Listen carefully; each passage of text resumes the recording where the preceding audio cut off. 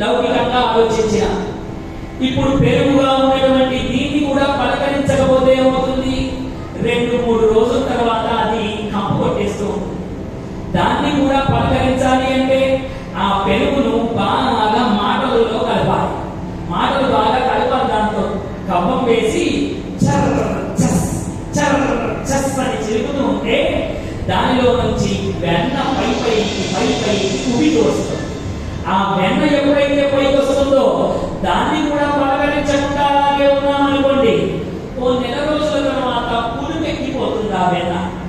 దాన్ని కూడా పలకరించడం కొరకు మళ్ళీ అగ్ని సంస్కారం కనుక చేసామనుకోండి, అగ్ని చేత మనం పలకరించామనుకోండి, ఎంతటికి పాడు కాని నెయ్యిగా మారిపోతుంది. నెయ్యి ఎన్ని రోజులైనా పాడు కాకుండా ఉంటుంది.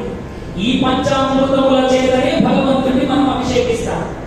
ఎందుకోసము అంటే జడమైనటువంటిది స్వామి, నా మనస్సు పాలలాంటిదయ్యా. నా మనస్సు, ఈ మనస్సును నీ దగ్గరికి తెచ్చాను. ఇప్పుడు నీ యొక్క తేజము అనే అగ్ని నన్ను పలకరించాలి. అలా పలకరిస్తే ఈ మనస్సు పెరుగుగా అది పాడవకుండా ఉంటుంది. ఇప్పుడు పాడవకుండా ఉన్న నా మనస్సుకు నీ నామమన్న తోడు వేయాలి స్వామి, అది పెరుగుగా మారుతుంది. మరి నామమన్న తోడు వేస్తే సరిపోతుందా? ఆ నామాన్ని పదే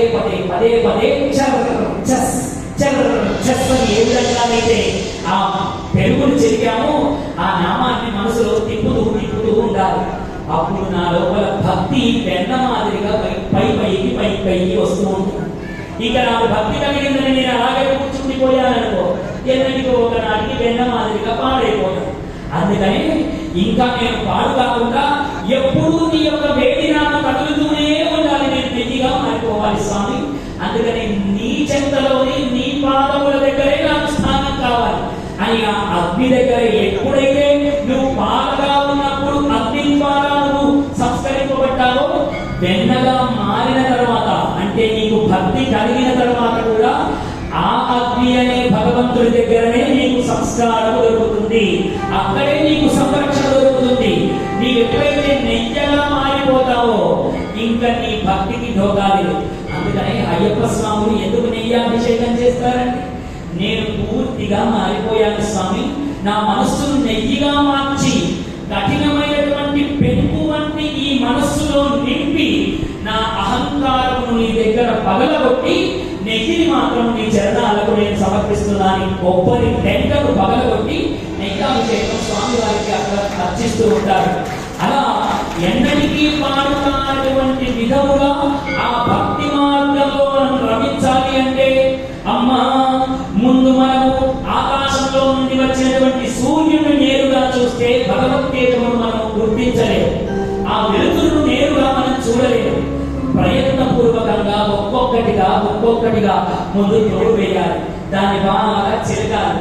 ఏ విధంగానైతే నెయ్యి తయారు కావడానికి ఇన్ని మార్గాలు ఉన్నాయో, మనకు భక్తి కలగాలి అంటే ఇదిగో ఇన్ని మార్గాలు ఉంటాయమ్మా. ఇన్ని మార్గాలలో మనం ప్రయాణిస్తే తప్ప భగవంతుడు మనకు దొరకడమ్మా. అమ్మా, ఈ సృష్టిలో మానవుడు రాగద్వేషములకు అతీతుడు. రాగద్వేషములకు అతీతుడుగా లేడు. వీడికి ఎప్పుడు నా భార్య, నా పిల్లలు, నా సంసారము అన్న స్వార్థ గుణమునే ఉన్నాయి. ఎప్పుడైతే స్వార్థ గుణం చేత ఉంటాడో వాడు భక్తి మార్గంలో వెళ్ళలేడమ్మా. నిస్వార్థముగా ఉన్ననాడు మాత్రమే భగవంతుడిని చేరుకోగలుగుతాడమ్మా. కాబట్టి అమ్మా, మానవుడు నిస్వార్థమైన భక్తి యోగము పట్టాలే. నిస్వార్థమైనటువంటి భక్తి యోగంలో మనకు వెళ్ళాలి. అమ్మా, మానవుడు అనేకములైనటువంటి ఊహలలో జీవిస్తూ ఉంటాడు. అనేక కళలను కంటూ ఉంటాడు. ఆ కళలలో అనేక ఐశ్వర్యాలు పొందినట్టుగా కలగంటాడు, దుఃఖాలు పొందినట్టుగా కలగంటాడు. వీడు బాగా ముఖం నిండా దుప్పటి కప్పుకొని నేను కోటీశ్వరుడనయ్యా, పెద్ద పెద్ద బంగళాలో నివసిస్తున్నానని రాత్రంతా కలగంటాడు. ఎప్పుడైతే ఉదయం అవుతుందో ఒరే నిద్రలే అని అమ్మొచ్చి లేపుతుందో దుమ్ము కొట్టిన చెద్దరు తప్ప వాడు ఏ బంగళాలో ఉంటాడు. ఈ విషయం వారికి తెలియడం లేదు. కళలో కనిపించినవన్నీ నిజమని అనుకుంటూ ఉన్నారు. కళలో పడ్డ కష్టాలన్నీ నిజమని అనుకుంటూ ఉన్నాడు. అమ్మా, మానవుడు మాయలో బ్రతుకుచుండే, మానవుడు మాయలో బ్రతుకుతూ ఉన్నాడమ్మా. ఈ మాయను వాడు ఎప్పుడైతే దాటుతాడో భక్తిని పట్టగలుగుతాడమ్మా.